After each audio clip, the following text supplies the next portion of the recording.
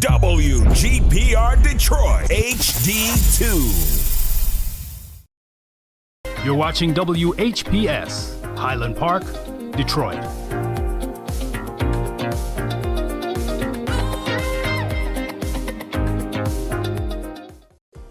The views and opinions expressed on the following show are not necessarily the views and opinions of WHPS, its affiliates, management, or sponsors.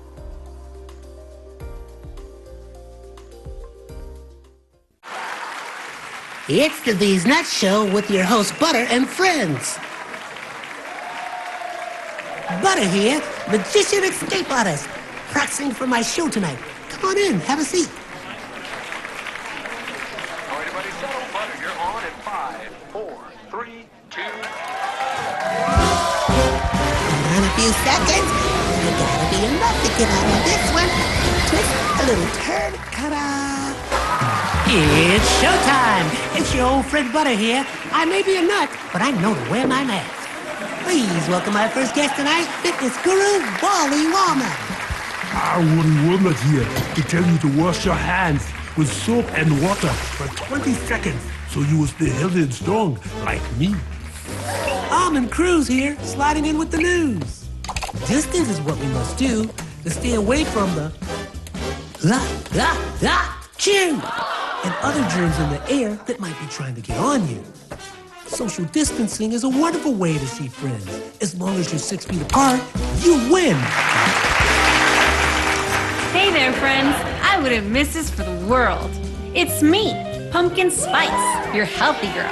Remember, it's important to use your kind hearts and follow the signs to stay healthy and safe at all times. Chica Chminsky here to say, don't forget the little ones that need you to lead the way. That's how we remember to wash our hands, mask, and social distance today. Morgan Raisin. Yes, it's me, here to sing about health and safety. We are all here to help get a message out to your grapevine, teaching healthy choices to stay safe all the time. Don't let these guys drive you nuts. Put your mask on first. They'll let you be. And it keeps me safe from the chew that's trying to get on me. Butter me up. She's right, you know. Thank you, Hallie Cranberry, for joining the show. Let's all be nuts about our health. Social distancing, wash your hands frequently, use hand sanitizer, and wear a mask. Practice what we learned to stay away from the chew germs.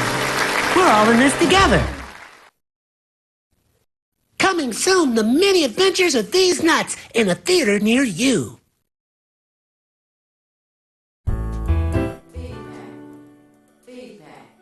Feedback.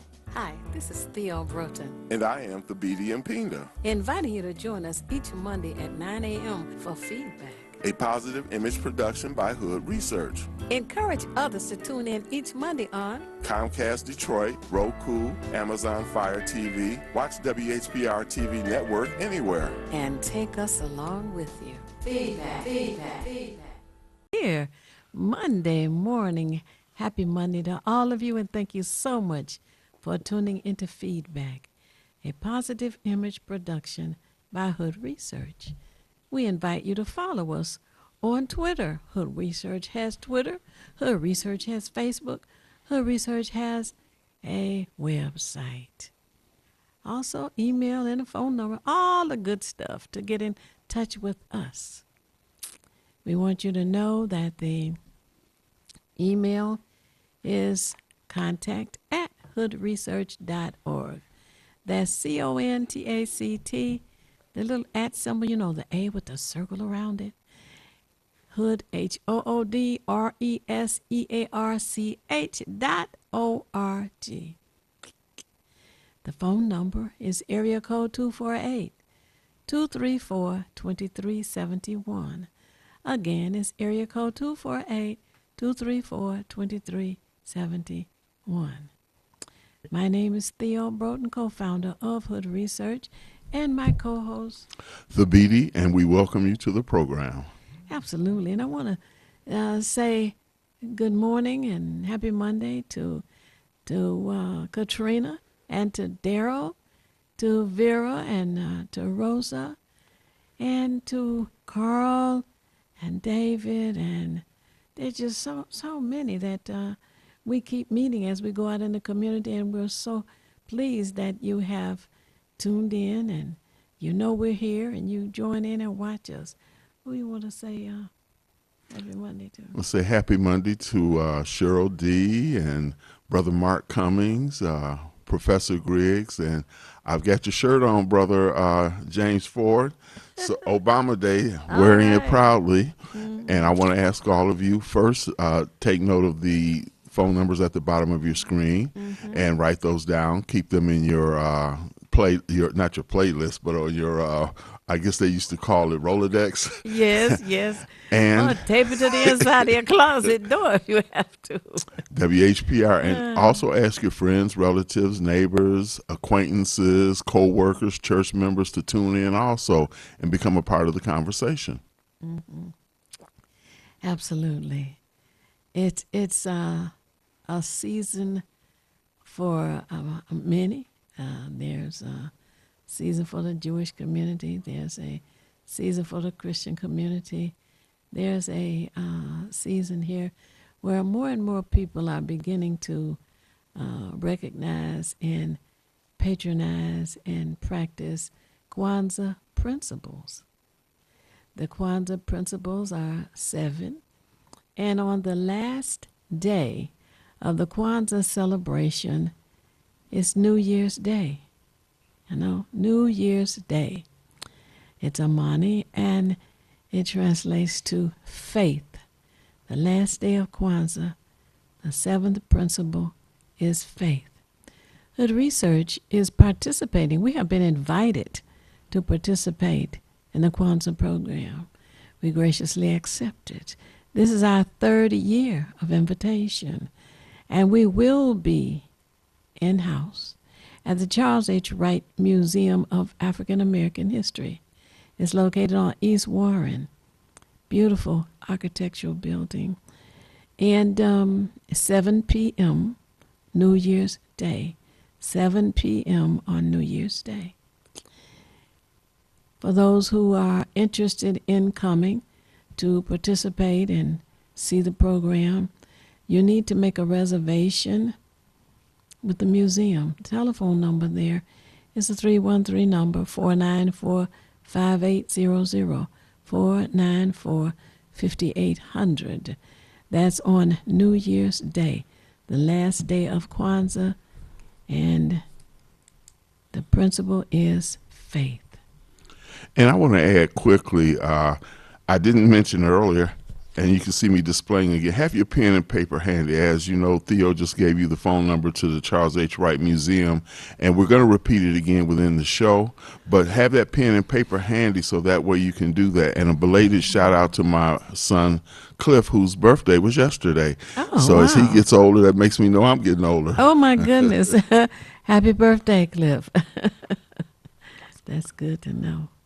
And good to share and recognize. There are some people who say, oh, I don't celebrate Christmas, I don't celebrate this, don't celebrate that.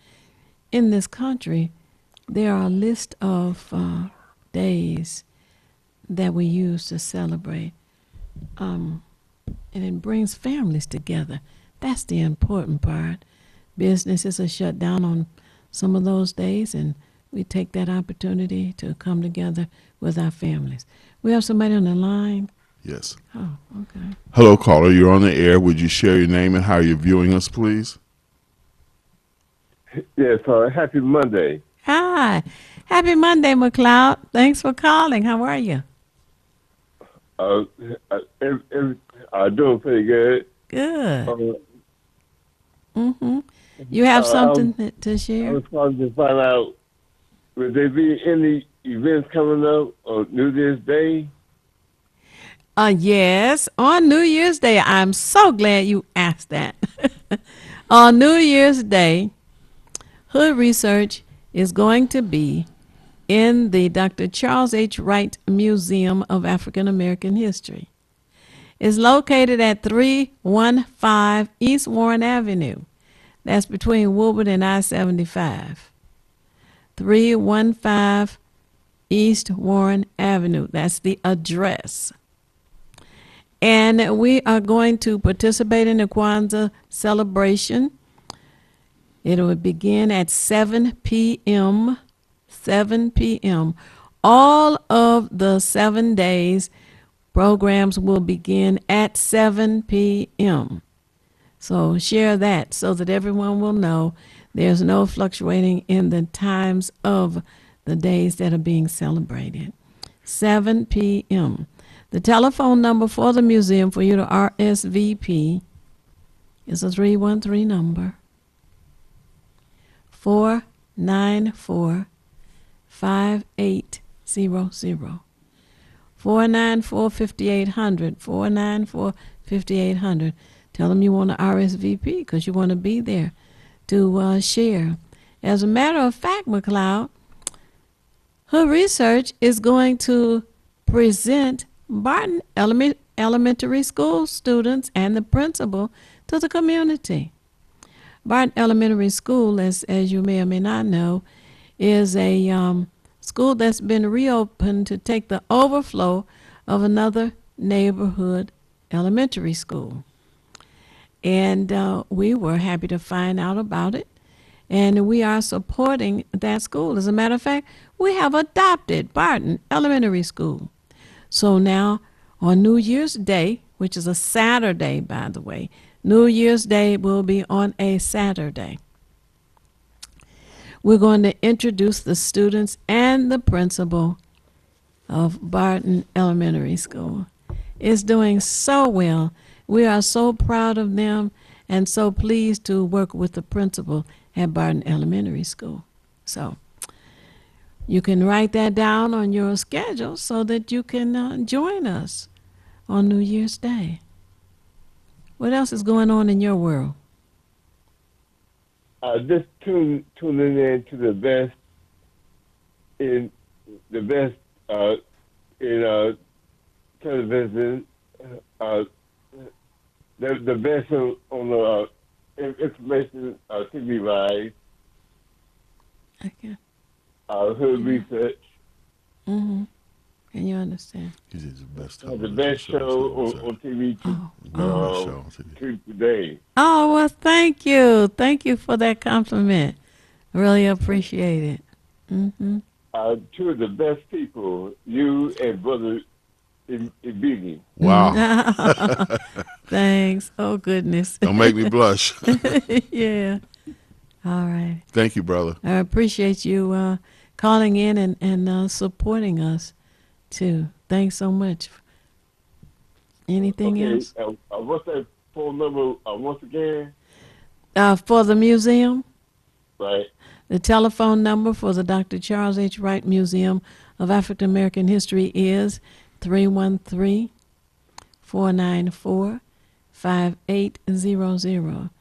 313 area code 494-5800. Okay. Thank you. Mm-hmm. You're welcome. Right.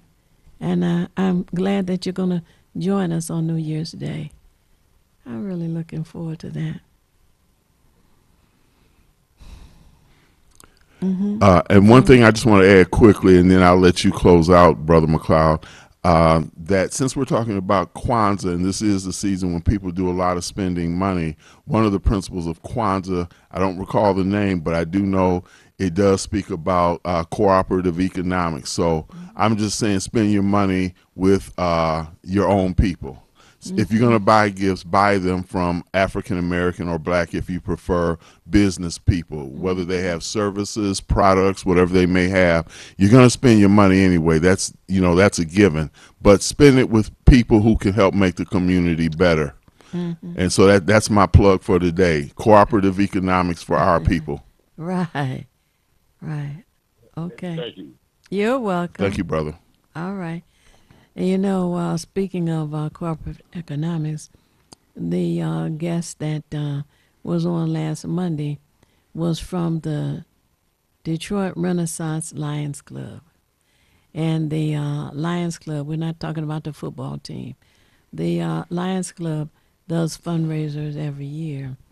And right now, the fundraiser they have is the sale or selling of cheesecakes.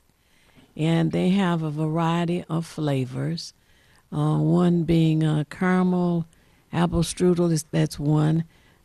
Strawberry cheesecake, raspberry cheesecake, pumpkin cheesecake, turtle cheesecake, and then the regular, original, plain cheesecake. Those are all the flavors I can remember. I'm sure there are probably more. But if there's anyone who loves cheesecake, and I did have an opportunity to taste it, it's very tasty. You just need to call 313-316-0697. 316-0697 to order the cheesecake of your desire, I should say. Ooh, order the cheesecake of your desire. Mouth watering. Yeah, right. So that is a fundraiser that the Lions Club does annually. So it was funny when our guest was on. 2 minutes. He was talking about the years that they sold peppermint candy canes on 7 Mile and Livernois, by the Avenue of Fashion. And one day somebody came by and said, "Why don't you do something about those Lions so they can win some games?" And he said, "What?" He said, "We are not the Lions football team." So it's kind of sad that the guy passing by was not aware of the Lions Club. They have been in existence for a long, long time. And it had nothing to do with Lions football. But nevertheless, we're down to the time where we have to take a break, our first break. And we encourage you to call a friend, family member, co-worker, church member, church members. Tell them to turn on WHPR. And we'll be back momentarily.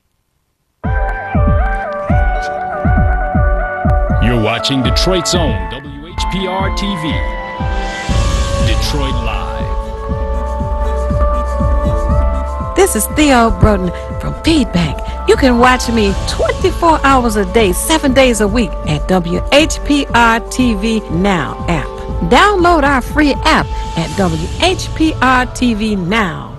Monday at 9 a.m. Eastern. It's the These Nuts Show with your host Butter and friends. Butter here, magician escape artist, practicing for my show tonight. Come on in, have a seat. Everybody settle. Butter, you're on in 5, 4, 3, 2. In a few seconds, there gotta be enough to get out of this one. Twist a little turn, ta-da! It's showtime. It's your old friend Butter here. I may be a nut, but I know to wear my mask. Please welcome my first guest tonight, fitness guru, Wally Wallman. Woody Woodland here to tell you to wash your hands with soap and water for 20 seconds so you will stay healthy and strong like me. Almond Cruz here, sliding in with the news. Distance is what we must do to stay away from the chew and other germs in the air that might be trying to get on you. Social distancing is a wonderful way to see friends. As long as you're 6 feet apart, you win. Hey there, friends. I wouldn't miss this for the world. It's me, Pumpkin Spice, your healthy girl. Remember, it's important to use your kind hearts and follow the signs to stay healthy and safe at all times. Chica Chiminsky here to say, don't forget the little ones that need you to lead the way. That's how we remember to wash our hands, mask, and social distance today. Morgan Raisin. Yes, it's me, here to sing about health and safety. We are all here to help get a message out to your grapevine, teaching healthy choices to stay safe all the time. Don't let these guys drive you nuts. Put your mask on first. They'll let you be. And it keeps me safe from the chew. that's trying to get on me. Butter me up. She's right, you know. Thank you, Hallie Cranberry, for joining the show. Let's all be nuts about our health. Social distancing, wash your hands frequently, use hand sanitizer, and wear a mask. Practice what we learned to stay away from the germs. We're all in this together. Coming soon, the many adventures of these nuts in a theater near you. This is Bruce Simpson, your City of Detroit Ombudsman. I am here to address all of your complaints and concerns. If you need assistance regarding city services, please contact my office at 313-224-6000 or contact us via email at ombudsman@detroitmi.gov. This is Bruce Simpson, your City of Detroit Ombudsman. I've always been a runner, but I've never run from anything, and neither has my city. Do you want to be a Detroit police officer? Sir, yes, sir!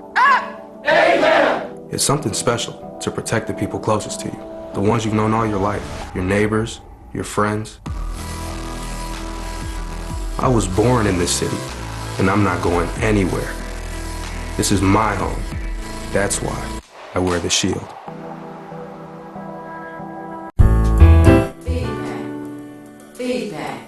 Feedback. Hi, this is Theo Broughton, And I am Thabiti Mpinga, inviting you to join us each Monday at 9 a.m. for Feedback. a positive image production by Hood Research. Encourage others to tune in each Monday on Comcast Detroit, Roku, Amazon Fire TV, watch WHPR TV Network anywhere. and take us along with you. Feedback. County Community District. So if you're 60 or older, this is a ideal time for you to enroll. On the 15th, they will be taking their Christmas break, and then on January 2nd, or actually the 3rd, you still have an opportunity for registration. So as Theo always tells you, don't let that computer just sit in the corner gathering dust. And crying. Yeah, why ignore me? So take the classes, they're free, 60 and older, and we encourage you that way you can become more tech savvy as well. And don't be frightened. As I've said before in past programs, it's not going to act like the old Flash Gordon movies where you see all the sparks and everything if you hit something. Right. It doesn't happen that way. So take advantage of the fact that you can learn for free. And I will tell you that I am going to do it, and I hope to see you there too. And the computer says, take me out of the box. Please take me out. Take me out. Learn how to use me. You know, they have a beginner's class, which is Introduction to Computers. And then the next class is learning how to surf the net, or learn how to use the internet, I should say, to make it plain. And then they have an advanced class. But it's wonderful to be able to just learn how this advantage that's been sitting in a box in a corner in the dark has just been waiting for you to become a person who is capable of taking the computer and putting it on the desk and saying, yes, I know this is a replacement for encyclopedias. You know, encyclopedias were very helpful during the time that they were in vogue, shall we say. But today, the computer has so much more information. You can just sit there for hours, days, weeks, and still not learn everything that is available to learn on that computer. And once you start, you'll say, wow, I don't know why I waited so long. Isn't that what we always say? And I would also add, because I've had a class at Wayne Community College, and it was let's say a little bit more advanced, but it taught you how to not only get onto YouTube, but how to load your own stuff on YouTube. You may have family gatherings, reunions, weddings or something. You can actually post those things on YouTube as well as learning how to navigate it. So let's get the fundamentals together first, just learning how to turn it on, turn it off, and those things in between. And WCCCD will be the perfect avenue for you. So don't have fear. And face your fear if you have it. But once you do it, as Theo just said, you wonder, what took me so long? Yes. And think about New Year's Day, the 7th principle of Kwanzaa, faith. Have the faith that you can do it. You can call and register at Wayne County Community College District. Have the faith that you can stick with those classes. Have the faith that you can pull that computer out of the box and learn how to use it. Have the faith that you're going to strengthen yourself. You're going to come into the 21st century with this technology that is there for your benefit, and do it soon. And one of the things I would add is that we always talk about things like dementia and just trouble having our minds being able to comprehend certain things, because at a certain point, I guess we get a little lazy. And one thing about it, once you open up that computer and it starts to reveal and show you things, you'll be surprised how many other things you'll go. And one of the things in order to keep our minds healthy is we have to keep them active. We have to keep them growing, and we have to always introduce new ideas, which will no doubt give us a stronger appreciation for the things that we don't know, because the world is moving rapidly now. We don't have the luxury of saying, well, you know, I'm not going to be involved in that. I was recently going to do something, and the business I was going to deal with didn't give me an option. It said computer or nothing. So, and that's the way of the world. We're changing, moving towards the future. So we can't live in the Fred Flintstone Stone Age. We have to come to the space age like the Jetsons. Hey. Join the Jetsons. And if you'll take note, and I was bringing this to my granddaughter's attention yesterday, how some of the things that were invented as a result of, let's say, the Jetsons for one. And I happen to mention to her Jules Verne, which she wouldn't know nothing about because they're not teaching that in school. But I say he wrote about submarines before submarines came into vogue. And I see that we have a caller, and it is our guest. So let me get right to that. All right. Hello, you're on the air, Dr. Carl Gregory. How are you? Fine, thank you. And how are both of you? Wonderful. Happy Monday to you. Thank you for joining us this Monday. Thank you for having me. Oh, absolutely. I've been looking forward to it. And what I wanted to do, Dr. Gregory, is just give a brief bio on you from the email you sent me, and then we can get right into our discussion. And I want to let our guests know that our guest is Dr. Carl D. Gregory, Ph.D., Economics, Distinguished Professor Emeritus from Oakland University. And a brief bio on him. Dr. Gregory was the resident agent and the chief organization for the founding of the First Independence National Bank on behalf of the Inner City Business Improvement Forum. It's now known as just First Independence Bank, but that was the original name. It was an economic development organization that responded to the rebellion in Detroit in 1967 as a result of a group of Detroit's black leaders who met to discuss responding to the horrendous damage done by the rebellion to structures and otherwise in the city. So again, I want to thank you for joining us, Dr. Gregory. Wow. And I want to say that a gentleman by the name of Al Martin said to tell you hello. He sends his warmest greetings. Oh, I remember Al. Yeah. Tell him I reply with my greetings to him also. Good to hear from him. All right. You know, there was a gentleman who was I don't know if he was the first manager of First Independent, David Harper. Yes, I remember him well. Was he the first manager of the bank? He was the first president of it. First president. Oh, okay. Yeah, I recruited him from. He was with the Bank of America.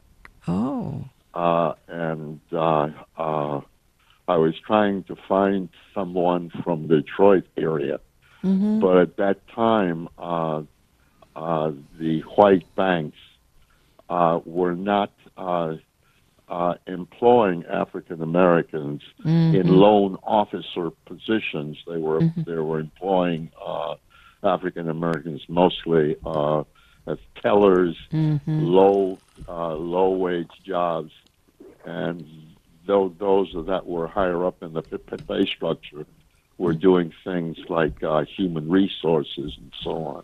I see. But for a bank president, you want somebody with lending experience, because lending and investment is how the banks make their money. They get deposits, checking accounts, funds, and savings accounts from clients, and then they lend it out to others. And so to be a bank CEO, it's usually required that you have lending experience. So we had to go to other states to find a CEO. Regrettably, we wanted to get a Detroiter. I understand. But weren't able to do that at the time. Was the vice president of the bank was I don't remember his name. Was he a Detroiter?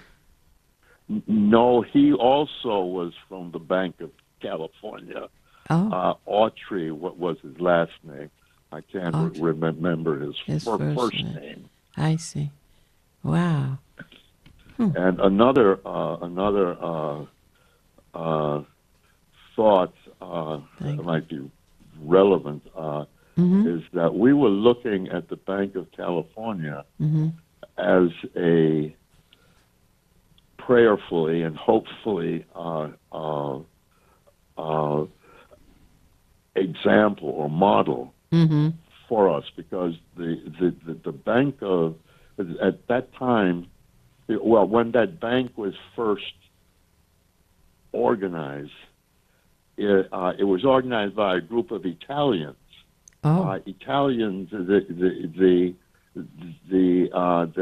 was a group of Italians that got into business and so on, and they decided to form their own bank. And it was a very small bank serving just Italians at the beginning. And then it grew and grew and grew. It was very well managed. And after a while, they realized that they couldn't grow anymore if they were just serving Italians. So they changed their name. And I said the Bank of California. It's really the Bank of America that was then in California. And they grew and grew and became one of the largest banks. We were hoping that our bank, organized by African Americans, would follow that model. But although we grew, we didn't grow that large. That bank grew exponentially, and it's now one of the largest banks in the United States. But it's no longer associated with Italians. Oh, wow. Now, at one time, I guess in the beginning, was there some cooperation from the National Bank of Detroit? We tried to get help from some of the large banks here, because banking was new to us. Right. And initially, we got help from I think it was then called the Industrial National Bank, because there was there's a prominent black Detroiter who goes back decades and decades, named Al Pelham. He's sort of financial genius, and he was on the board of that bank. I think at the time that the only African American who was on a bank board at that time. Wow. We're talking about the late 60s, and he talked to the president of that bank to see what sort of assistance he could give us, and he gave us some modest assistance. But later on, we did get some help from NBD. They assigned, I'm trying to remember his name, and I'm having a mental block. But he became the first black president of NBD, that's National Bank Detroit. Right. Watkins was his last name, and but at the time he helped us. He was a loan officer of the bank, not a very high level at that time, but he knew his banking, and he gave us some assistance, but it was modest assistance. We had a strong belief in the bank being self-determined. So although we got assistance from the majority of the banks, we made the policy and did it our own way. Oh, I see. Are you still in touch with him and with Dave Harper today? No, Dave Harper was left the bank with mutual agreement with the board of directors, and went out to East St. Louis, Illinois, I see. Which is just across the river from St. Louis, Missouri, and established a Ford dealership there. Wow. But I've lost contact with him, and I don't know what he's doing now, or if he's even alive. Bear in mind that the First Independence opened in 1970, so that's over 50 years now. Wow. Right. Wow, so a lot of people who were involved in the bank then are no longer with us. I see. Hopefully they're in heaven looking down upon us and praying for us. Absolutely. And we need a lot of that these days. Oh, absolutely. And we'll need more in the next 2 or 3 years, particularly if we have a return to the presidency of the former president. Oh, yes. Oh. Well, we do what we can to make an emphasis on the fact that when you hear people say, oh, I don't bother to vote, my vote doesn't count, and we emphasize, well, if your vote did not count, there would not be such strong efforts in trying to stop you from voting. So absolutely. It's because your vote counts that there's such a strong right, right. So we try to help people understand that, Well, that's an understanding I wish many more people had in all of the states in the United States. Exactly. Yes. Now I have a few questions that we discussed earlier, Dr. Gregory. So I'll start with the first one. A bank is a very important institution for a community, particularly a black community. Were there any attempts to found a black-owned bank in Detroit before FIB, and if so, by whom? First Independence Bank, that is, for those who are listening. Yeah. Well, there were several attempts, some of which I know. There may have been others. there was a loan association that a few African Americans in Detroit organized, but that just gave loans. It didn't have checking accounts and savings accounts, so that doesn't count as a bank. There was also, and I've forgotten the names of the people who were involved in that, but that there was another association close to a bank, Home Federal Savings and Loan Association, which had its office on Woodward, just north of Owens on the east side, and Claremont on the west side of Woodward. Right. But Home Federal at that time dealt largely with mortgages, so that it's not technically classified as a commercial bank, although it did have deposits and so on. But one of the two most interesting events, and there's a lot of history involved in this, and people and your viewers, Theo and Tabiti, will know, will recognize these names. One of my all-time heroes in Detroit history was a guy named Richard Austin. Yes. You can't say too much about him. He was really an outstanding Detroiter. He tried to organize the bank and hired a friend of mine to do the organization. He was an outstanding researcher, and they recruited folks who would be investors, and they got to the point of applying and so on. But just about that time, Richard Austin decided to run for the Michigan House of Representatives.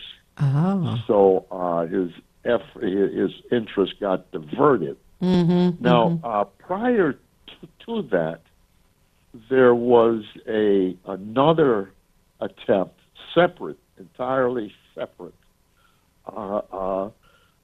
led by a young lawyer named John Conyers, and he tried to assemble a group to establish a black-owned bank. And around that time, he decided to run for House of Representatives.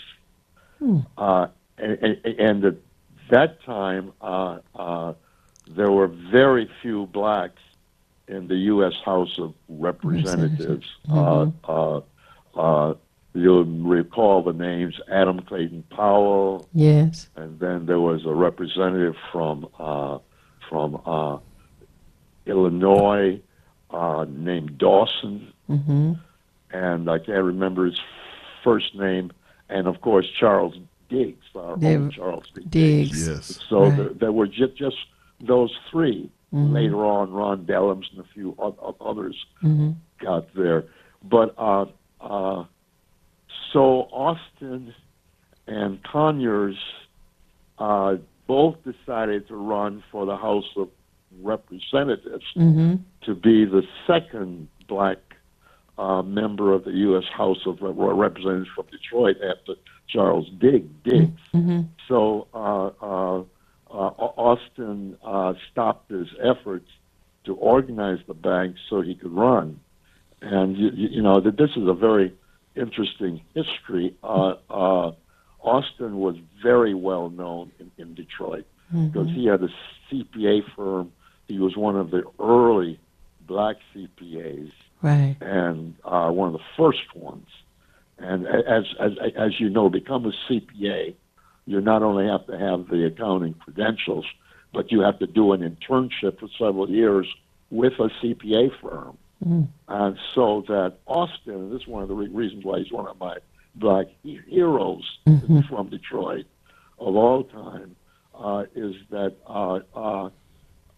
he would hire young African Americans with a bachelor's degree, and he would train them.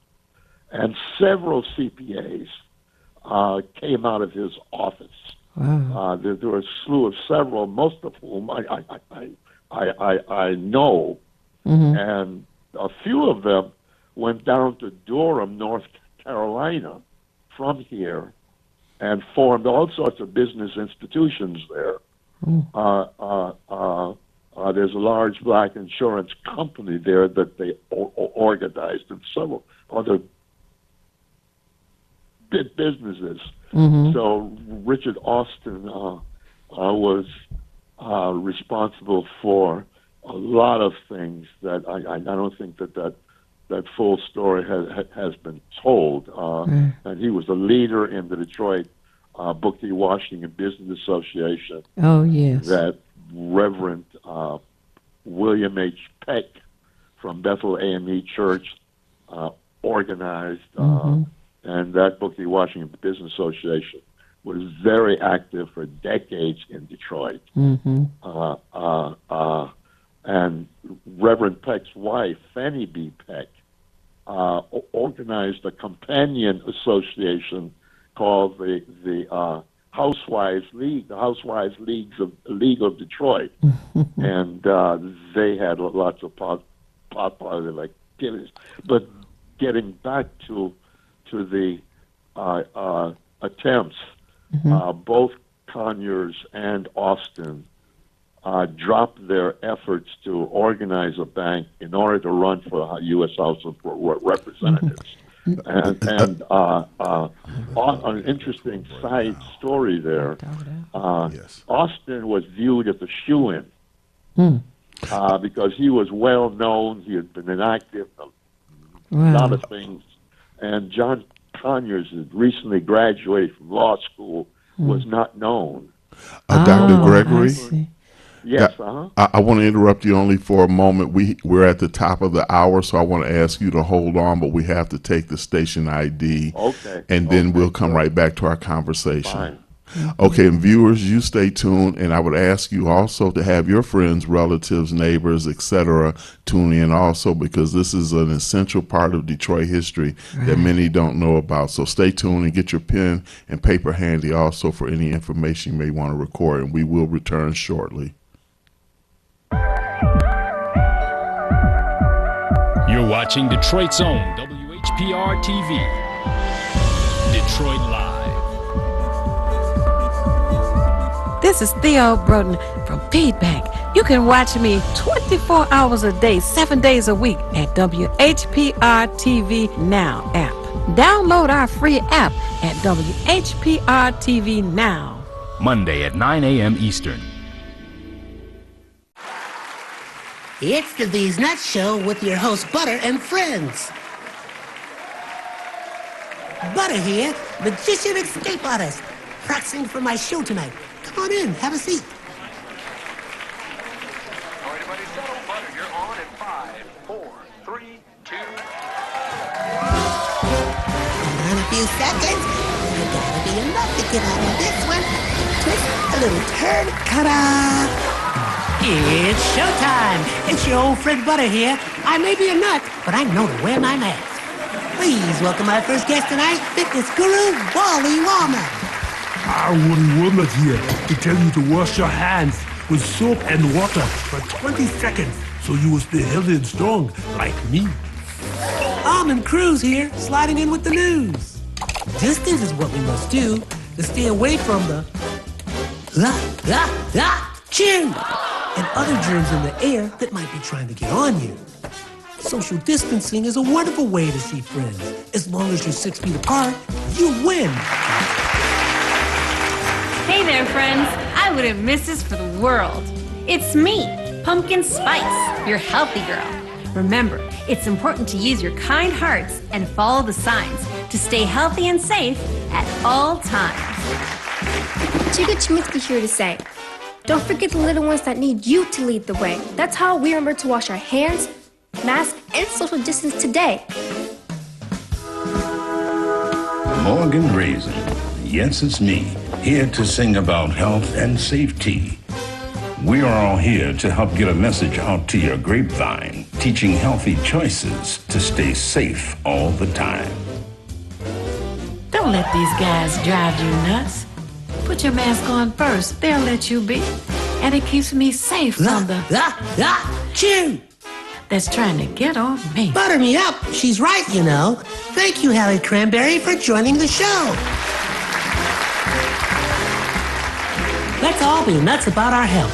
Social distancing, wash your hands frequently, use hand sanitizer, and wear a mask. Practice what we learned to stay away from the germs. We're all in this together. Coming soon, the many adventures of these nuts in a theater near you. Have you ever wanted your own TV show? Have you dreamed of showcasing your talent for the world to see? Well, now you can. Have your own TV show. You can have your own 30-minute show. Not only will you be seen in the Detroit area, but you can be viewed worldwide. Be seen on WHPR Detroit Live, Comcast Cable Channel 91, on the web at TV33WHPR.com, with the TV33 app, on Roku, Google TV, Apple TV, and on Amazon Fire TV. Act now. Time slots are limited. Sign up today and get a free replay with the purchase of your time slot. For more information, call 313-868-6612. Visit our studios and receive a free TV interview to promote your business, church, or organization by appointment only.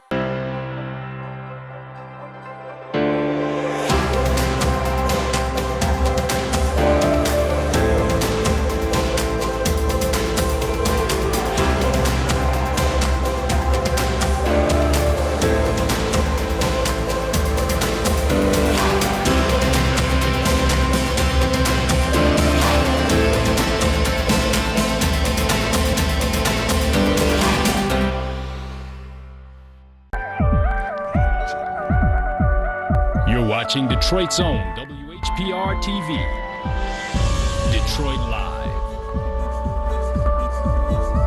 This is Theo Broden from Feedback. You can watch me 24 hours a day, 7 days a week at WHPR TV Now app. Download our free app at WHPR TV Now. Monday at 9 a.m. Eastern. It's the These Nuts Show with your host, Butter and friends. Butter here, magician escape artist, practicing for my show tonight. Come on in, have a seat. All right, everybody, settle. Butter, you're on in 5, 4, 3, 2. In a few seconds, you gotta be enough to get out of this one. Twist a little turn, ta-da! It's showtime! It's your old friend Butter here. I may be a nut, but I know to wear my mask. Please welcome my first guest tonight, fitness guru, Wally Wallman. Woody Woodland here to tell you to wash your hands with soap and water for 20 seconds so you will stay healthy and strong like me. Almond Cruz here, sliding in with the news. Distance is what we must do to stay away from the chew and other germs in the air that might be trying to get on you. Social distancing is a wonderful way to see friends. As long as you're 6 feet apart, you win. Hey there, friends. I wouldn't miss this for the world. It's me, Pumpkin Spice, your healthy girl. Remember, it's important to use your kind hearts and follow the signs to stay healthy and safe at all times. Chica Chiminsky here to say, don't forget the little ones that need you to lead the way. That's how we remember to wash our hands, mask, and social distance today. Morgan Raisin. Yes, it's me, here to sing about health and safety. We are all here to help get a message out to your grapevine, teaching healthy choices to stay safe all the time. Don't let these guys drive you nuts. Put your mask on first. They'll let you be. And it keeps me safe from the... Chew! That's trying to get on me. Butter me up. She's right, you know. Thank you, Hallie Cranberry, for joining the show. Let's all be nuts about our health. Social distancing, wash your hands frequently, use hand sanitizer, and wear a mask. Practice what we learned to stay away from the germs. We're all in this together. Coming soon, the many adventures of these nuts in a theater near you. This is Bruce Simpson, your City of Detroit Ombudsman. I am here to address all of your complaints and concerns. If you need assistance regarding city services, please contact my office at 313-224-6000 or contact us via email at ombudsman@detroitmi.gov. This is Bruce Simpson, your City of Detroit Ombudsman. I've always been a runner, but I've never run from anything, and neither has my city. Do you want to be a Detroit police officer? Sir, yes, sir. Amen. It's something special to protect the people closest to you, the ones you've known all your life, your neighbors, your friends. I was born in this city, and I'm not going anywhere. This is my home. That's why I wear the shield.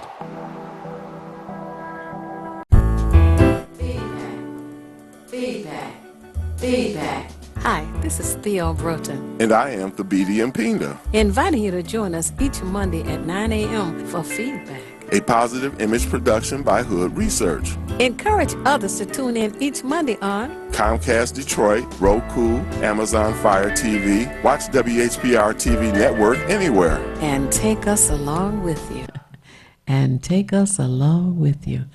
And we are back on the line with our guest this morning that we are so excited about, and that is in the person of Dr. Carl Gregory, one of the former organizers, the chief organizer of First Independence Bank right here in the city of Detroit.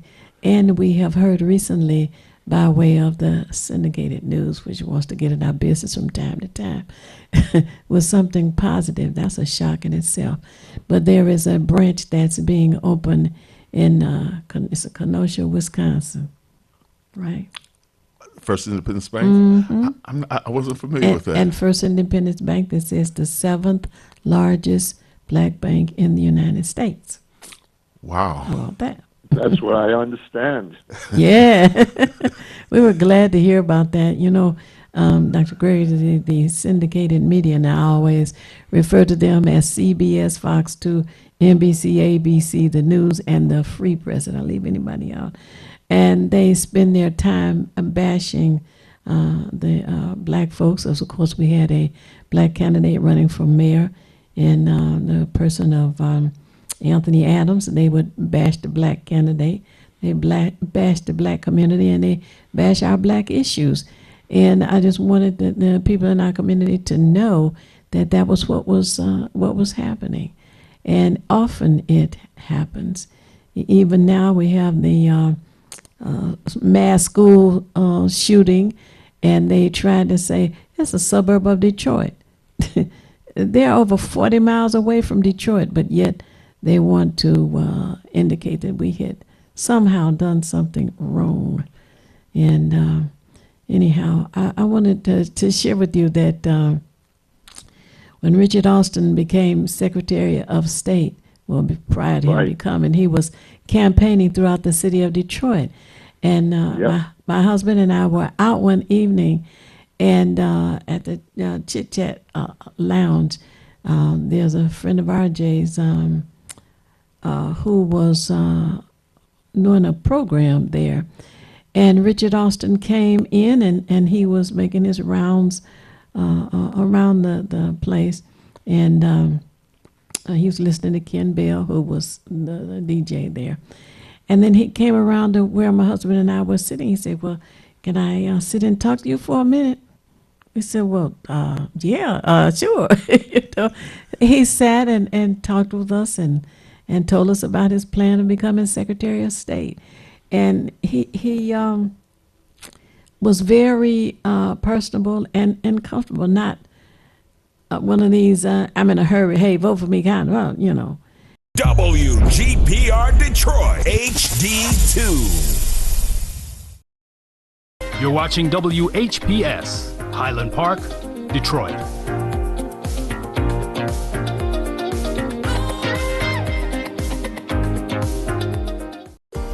The views and opinions expressed on the following show are not necessarily the views and opinions of WHPS, its affiliates, management, or sponsors. He just took his time.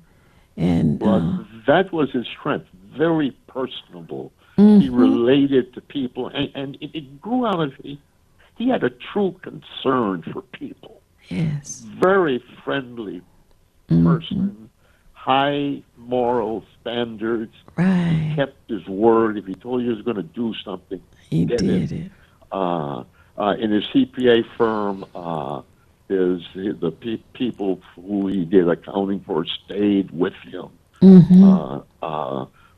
because they knew he was extremely reliable. But you know, talking about him, there is a bad luck story that I think your viewers would like to hear. Okay. I mentioned before the break that he and Conyers ran for the U.S. House of Representatives. Yes. The first of several elected positions he ran for, all of which he lost, except for National Secretary of State. I'm sorry, State Secretary of State.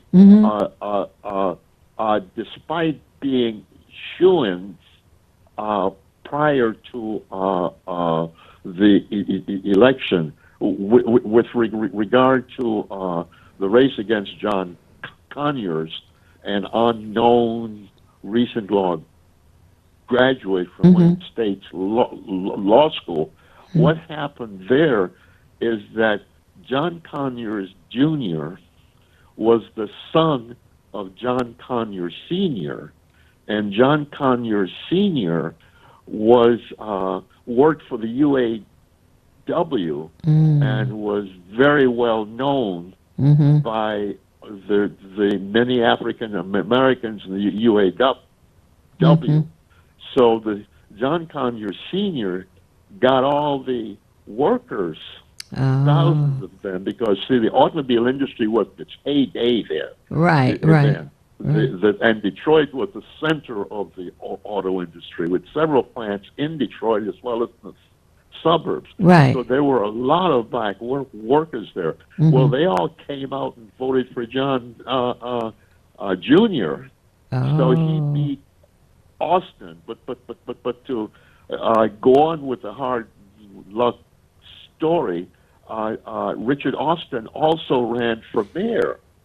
And he was, with all of his background here and visibility, he was a shoo-in then also, thought to be before.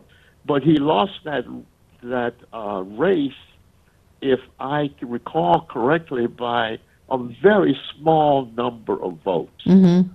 Because he ran against a white candidate, and the press was very positive about the white candidate, and he lost that. And then subsequently, he ran for the U.S. Senate, and there again he was thought to be a shoo-in. He ran against an unknown white candidate. And the ratings were very high for Austin. It looked almost like the white candidate was going to lose. But then a peculiar thing happened. You may know the name of Tim Skubic. Tim Yes. Skubic had a show and a radio show. Right. I think it was radio at the time, but it could have been TV. And he had both candidates on. And Tim Skubic asked Richard Austin, where was he on the right to life issue? And Austin was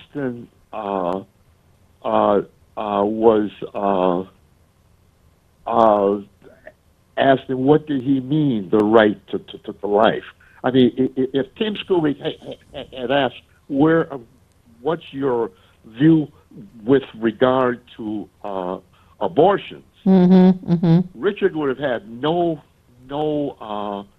problem responding, answering that. But he was not familiar with the right to life term, nomenclature that term, of the abortion industry. So he asked him, "What do you mean by that?" And Tim ran with Tim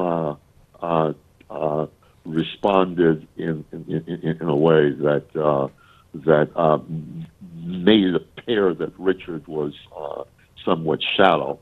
Wow! So he lost that race also, but he won the Secretary of State race and was very good. One of the best Secretary of States we've had. But that's my Richard Austin story. Wow. I sometimes would look at Tim Skubic even now, but now I've got a different opinion of when him, I see his show. Off the record, maybe he's off the rails or something. But I appreciate. Well, I don't think he intended to do that. Okay. I mean, it was just that he felt that I think it was just an accidental occurrence. I don't think he was trying to harm Austin's chances, but it turned out that was a turning point in the race. Wow. And what's interesting is that I know, well, now anyway, we know how politics is and how journalists will set up people, set them up to fail, basically. And as you said, that Tim's question may have been more innocent, but I know a lot of times, even with the prior president, 45, I apologize. With him, we know that we look for credentials and we look for, what is your track record, more or less, to determine, as you said, the shallowness or the depth of a particular or potential candidate. So that's a very interesting story. Right. Yeah. Okay. Now, if you don't mind, I'd like to go back to an earlier part of our discussion when we're talking about the bank in Ickbith. Sure. The bank was separate and independent from Ickbith, which is the Inner City Business Improvement Forum, and both the bank and Ickbith grew out of the what I call the rebellion in 1967. After the rebellion, which the press called the riots, there was a lot of destruction of neighborhoods, properties. A lot of Detroit was up in flames, and some people were killed. And there's a lot of dislocation. And afterwards, this was in July 1967, Congressman Charles Diggs called a group of Detroit leaders together to discuss how we were going to recover from the damage done and the devastation of communities, particularly around what was then called 12th Street and Linwood and that area, and the businesses along those streets, largely black owned, were destroyed burned out. In fact, my father had a cleaning and pressing and tailoring establishment on the corner of 12th and Delaware on the first floor. Mm-hmm. There were 3 floors of apartments above it. That Mm-hmm. was burned out completely. Wow. And all of the suits in my father's store were taken out, including 2 of mine. And the house was burned down. But that's just one example. And he, like other businesses on the street, had paintings on their the glass frontage saying "Soul Brother." You know, the intent was to let people know that was black owned. Mm-hmm. So please don't burn this. Mm-hmm. But they were burned out anyway, and the property taken out. Well, anyway, as a result of that, Congressman Charles Diggs brought a group of leaders, ministers, union workers, a large number of business folks together to discuss what the black community was going to do to try to recover from the rebellion and also reestablish businesses, provide housing for those whose apartments were burned out, and so on. And there was a substantial attendance of black leaders, businessmen, professionals, labor union leaders, and so on. And they analyzed the problem and decided that they had to do various things. There were several policy recommendations that came out of that meeting. One of which was that we had to build some institutions that were black owned and operated. And there was a list of such institutions that came out of that meeting. Because communities don't recover unless they have institutions to help them rebuild. There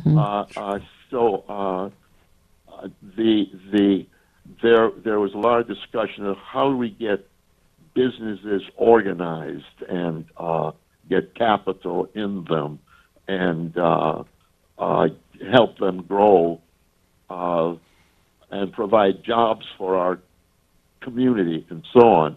So it was decided that they needed to help develop a business development organization, and that out of that discussion, there was a recommendation that such an organization be developed, and that was given to the launching of that. The responsibility for it was given to a few members in the group. And at that time, I was an economist teaching the Department of Economics at Wayne State. So I was given that responsibility along with others. There's a guy named Walter McMurtry who attended the meeting, and he was a banker at that time. I think it was the Bank of the Commonwealth. Yes, what was the Bank of the Commonwealth. And he was also charged with that responsibility of getting a business development organization going, and that became ICBIF, the Inner City Business Improvement Forum. There was also a recommendation that grew out of an observation that a lot of nonprofits do things that help establish institutions in the community and help serve members of the community. And nonprofits have limited financing, and they depend a lot on large white organizations that help fund them. And as a result of that, the cutting edge things that nonprofits do that relate to race sometimes are not as attractive to these large white funders. So there was recommendations that there be established in the African American community an organization to raise money and help fund nonprofits that are involved in the cutting edge of nonprofit activities that are not likely to get funding from the majority institutions as much as those that are not on the cutting edge, dealing with issues of racism and so on. So out of that was the desire to form a Black United Fund, and there was one elsewhere in another state that was a model for what could be done here. Now, I can't claim that ICBIF was responsible for the Black United Fund, but it helped. What happened was there's a woman named Brenda Rayford who had the idea, too, of establishing a fundraising organization to help fund black nonprofits. And she walked into ICBIF after ICBIF was established and sought help there, since ICBIF had said it would help not only for-profit but the non-profit. So they gave her an office and all sorts of supplies. She could use our reproduction machines, typing. She had a free office space for 2 years to organize her Black United Fund. And that organization, I believe, still exists today, 50 years later. I know it used to have an office on East Grand Boulevard. I've lost track of it in recent years, but I know for about 40 years it raised a lot of funds and financed a lot of non-profit organizations. But that was another activity that ICBIF was responsible for, and there are many others. But I won't go through the list here since we're running short of time. Yes. But it also helped organize the first independent bank. The first name was First Independence National Bank, but when the bank needed added funds because it made some bad loans, added capitalization, it had to refinance itself. And in that selling of stock to refinance itself, a black entrepreneur who began as a player of a bass, the large fiddle, and who organized a recording studio called United Sound. Yeah, I remember them well. He Yes. recorded many of the major recording artists, musicians and vocalists at the time. He recorded Aretha Franklin, for example, and lots of others. Wow. He had a studio in Second across from what was the Burroughs Building, which is now One Ford Place. He had the United Sound studio there, and he bought up all the stock of the bank and thereby took control of the bank, and is responsible for saving the bank despite some bad loans there, and helped grow it to where it is today. When it began, the First Independence Bank had, on May 14th, when it opened, 1970, had $1.5 million of capital from the sale of stock, and that's all it had on its opening day. But then it attracted lots of deposits, savings deposits, checking accounts, money, and so on, and grew. Now, when I left the bank in 10 years later, in 1980, when Don Davis took control of the bank, it had $40 million in assets, starting off with $1.5 million. Large growth. Now, I haven't checked the bank assets recently, but the last time I checked several years ago, it was over $150 million in assets, with lots of depositors, loans, and so on. So it had grown quite a bit, and